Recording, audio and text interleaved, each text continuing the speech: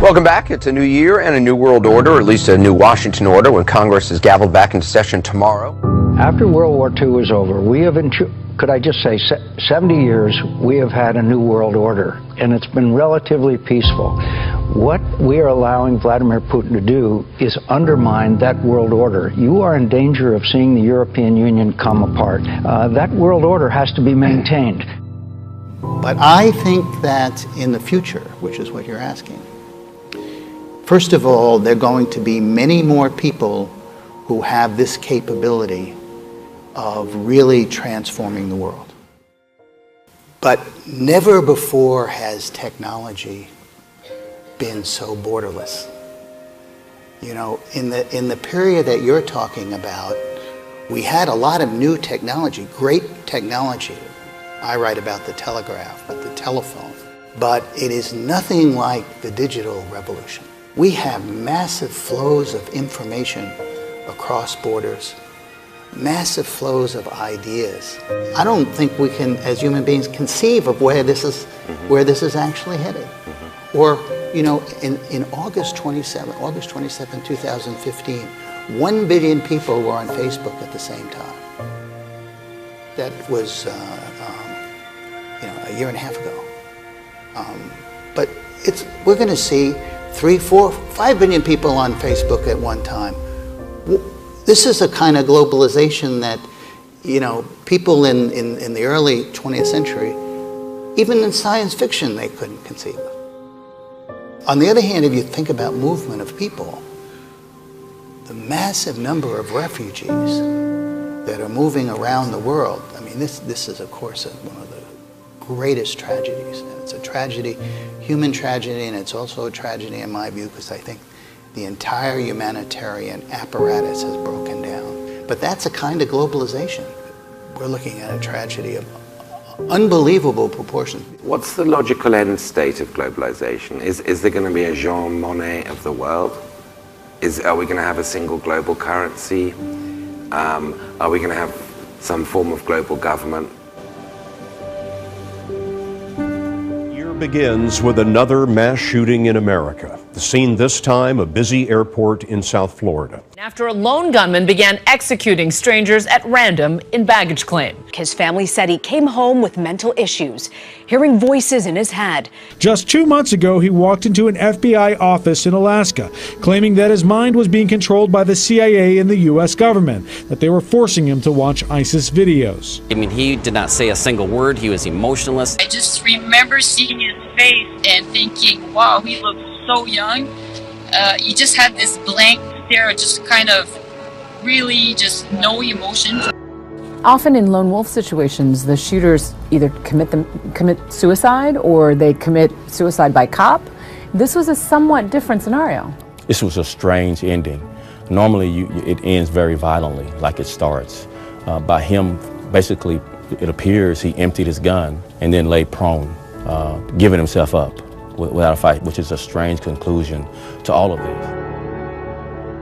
It's destroyed us. It's destroyed everybody. It's destroyed us, and I just don't understand what is going on. My son is not a rapist. Reeves supposedly told investigators he has a problem often hearing voices in his head that force him to make very bad decisions. He says a mental evaluation on Reeves should be performed to see if the voices in his head meets the legal standard of mental insanity. It's so profound that he doesn't understand the wrongfulness of his acts, or the voices are so compelling that he feels powerless to resist them. We're also getting disturbing new details from Fort Worth police about a man who's accused of murdering his wife and their newborn son. In the affidavit, police say Vandeweege told a coworker that he recently started taking medication that makes him hear voices that tell him to kill people. The officer noted in his report Vandeweege was showing no emotion. What kind of a person would kill a baby? You know, babies, especially I don't know, I was completely shocked that this had even happened in the first place. This is the last photo Shanna Vanderwig posted on Facebook, just a few days after Thanksgiving.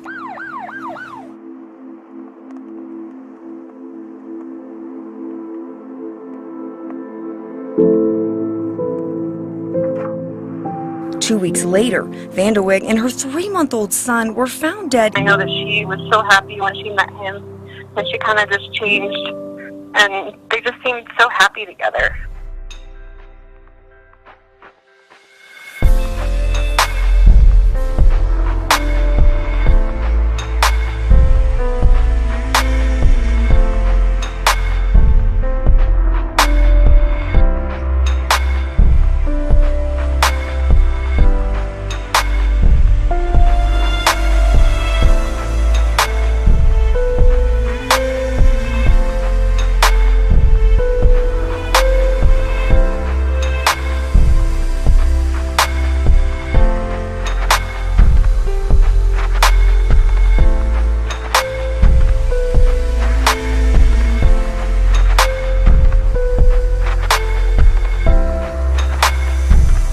Take down a man wanted in 2 recent attacks near Duke University. Our cameras, the only ones there, as officers took Samuel Hasty into custody last night on Underwood Avenue.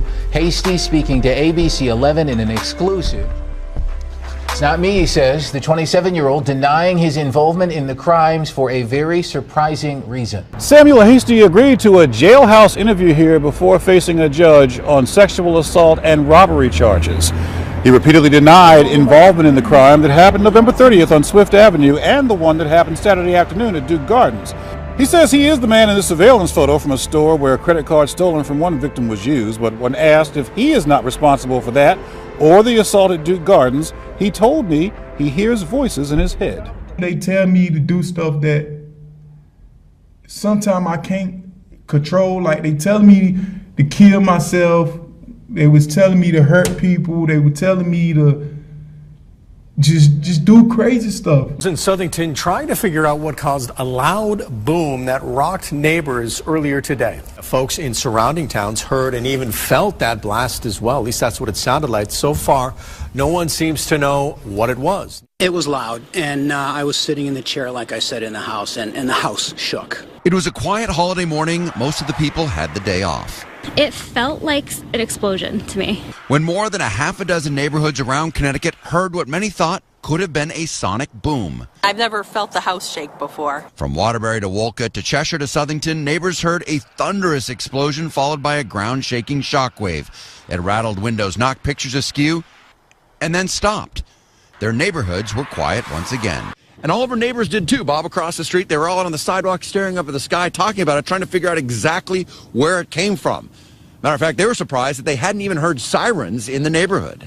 We kept waiting for the sirens, and they didn't come. We kept following the feeds on Facebook, and it's up to 800-900 comments on it. And the police apparently didn't know what was going on. I mean, really, it's a most unusual thing because there's no building missing a roof. There was no seismic activity that we know of, or earthquake, anything like that. They're just a loud boom, shook and rattled just for miles around. Thanks so much, Bob. What could that have been? We'll find out at some point.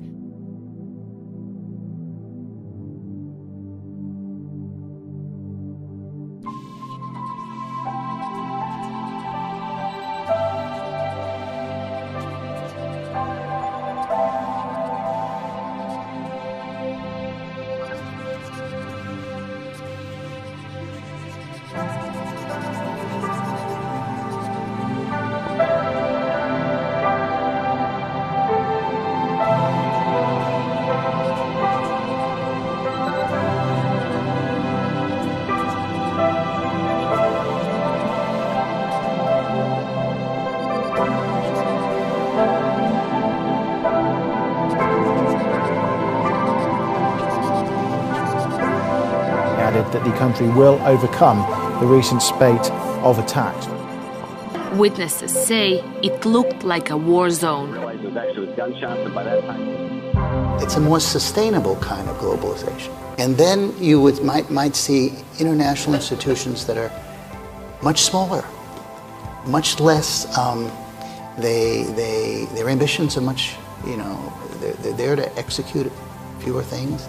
And nation states that the governments are much more, they deal with one another, and globalization is a big issue. It's not kind of handed off. So I think that we may be headed for a different sort of model. I'm not sure, But the one thing I am sure of is we shouldn't be so wedded to what we've seen as the only way.